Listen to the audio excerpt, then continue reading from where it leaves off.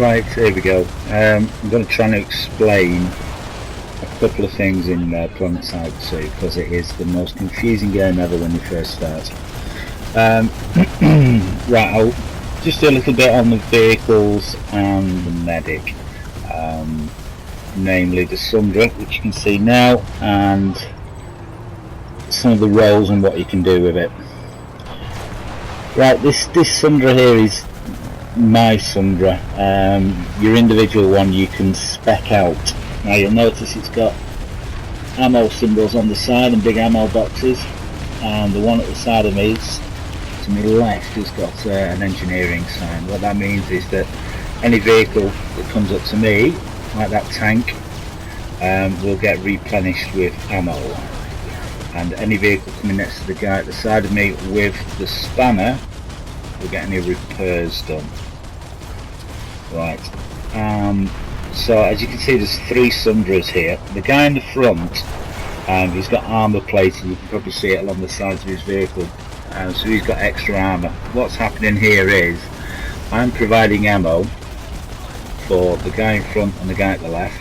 The guy at the left is fixing myself and the guy at the front, so we've got a little bit of a kind of an infantry, not an infantry, it's hot, it's late. We've got a little bit of a Sunderes team going on here. The vehicle of mine is now moving forwards, and what I'm doing is I'm moving up to this tank, so I'm going to resupply him, and the other 2 vehicles will follow me up.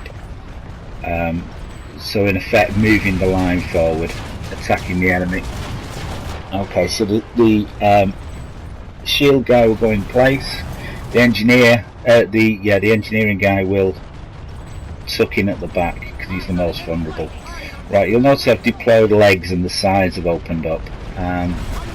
Each Sunderes basically can turn into a mobile spawn point for the troops. You'll see the troops are turning up, the engineer down there. It also allows any infantry guys to turn up, go to the side panel and change whatever role he is, say from an engineer over to a medic or a heavy machine gunner. Righty-ho, so this pretty much continues on. We're trying to capture the deserted mine shaft, which is over on our right. So the infantry guys are kind of deploying from us, and another Sunderes that's off to our right.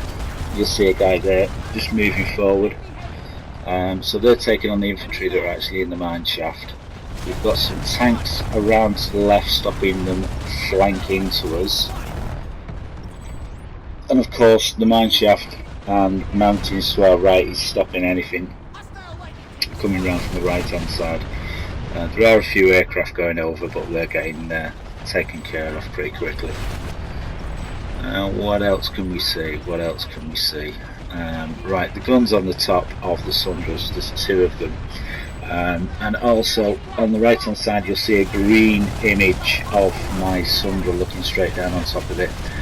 As the vehicle gets damaged, the green line goes down on it until it gets right to the bottom, and then it blows up.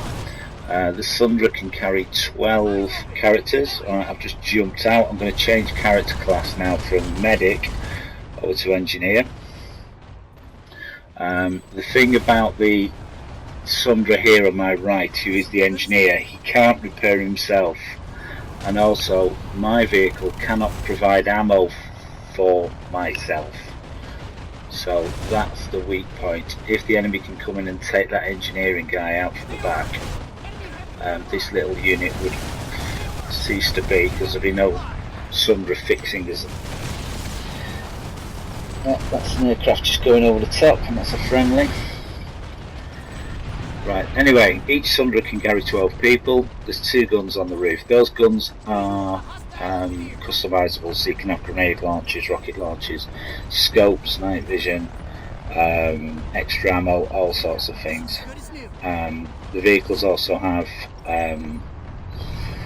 special classes such as the ammo and the engineering roles. There's also defensive roles where you can put shields on them. or have self-repairing like the one in the front, the big shields on the side.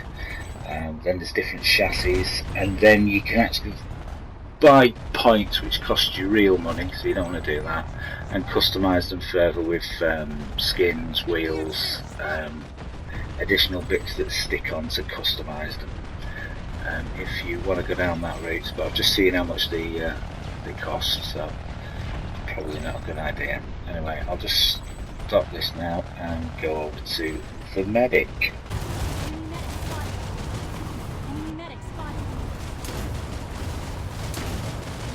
Right, so here we are on a medic class and pushing forward with a large group of infantry. You can see a couple of Sunderes at the back, and that's where most of these guys are respawning from.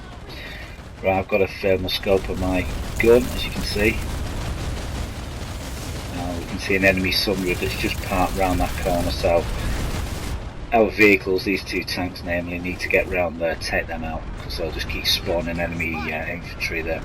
There's one of the customisable skins on the side of that Sundere. Right, here we go. Right, I've got two ways of healing people. I've got these nanite things. There we go, we're dead. So when you die it shows you who killed you and gives you a score and so on and so forth. Just wait for it to fire back up. Right, so there we go, we've respawned at a Sundere with these guys, so we're going to move forward again. That's just a jump tube for guys going up onto that wall. But I'm scared of heights, so I'll go around the side. Right, you can see the radar on the bottom left hand corner. You can see there's quite a lot of action going on. I'm moving forward to that vehicle line I was at before. Yeah.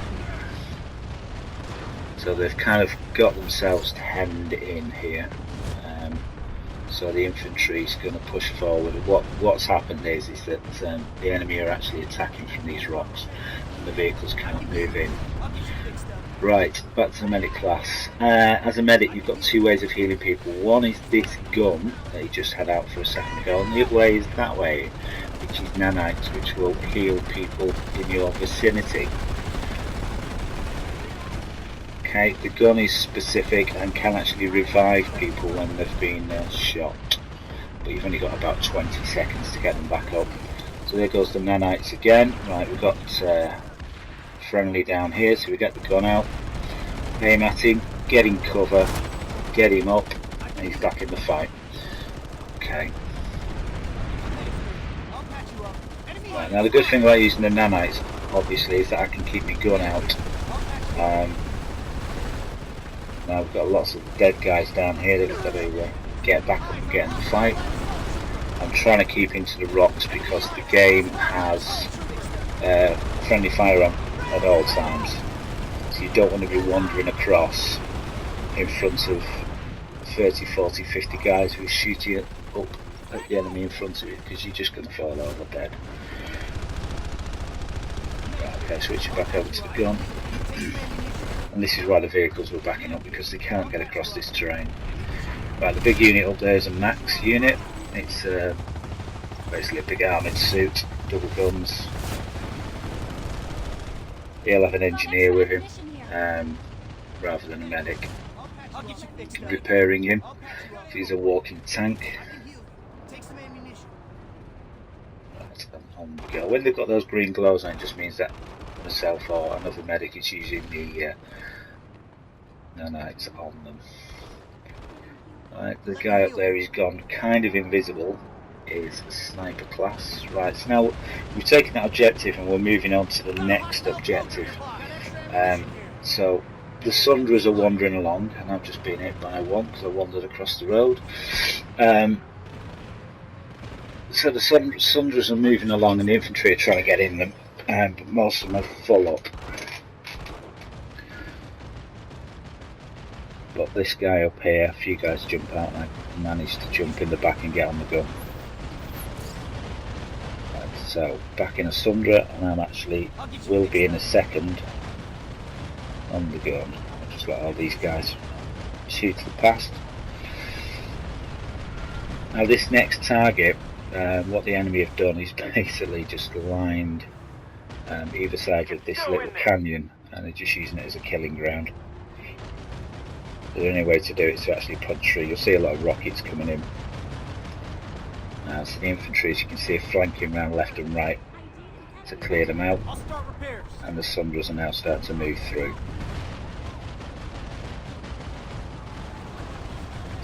Yeah, don't stand in the middle of the road because you will just get run over.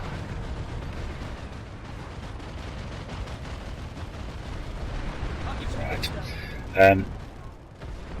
Every point you get in this, it's split between XP with your character, in-game cash, to buy upgrades for your weapons and vehicles, and the other one is points accumulate for actually taking out these vehicles. So when you actually select one of these vehicles, like the Sunder will cost you 200 points, which you've got to accumulate.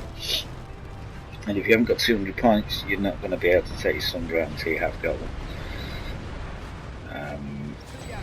What are we up to now? Okay, so we've punched through and the enemy's falling back. There's their Sunder trying to get away. Doesn't really stand a chance. There's another Sunder that's deployed.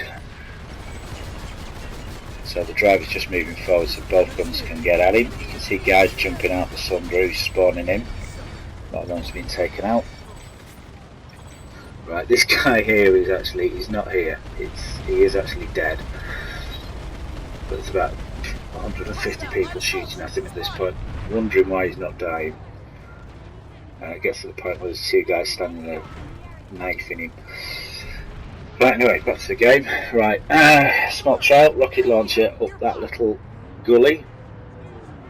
So, I'm watching the top, there he is. Easy kill. There's one of the vehicles whizzing away. Now usually where there's one guy, there's another guy, and there's the other guy. This guy's an infantry, so he'll be using his jetpack. There he goes. Not a problem. Tango down. And I think there's a Sunder at the front. Yeah. I'll leave it there because I think that's long enough. Right. See you.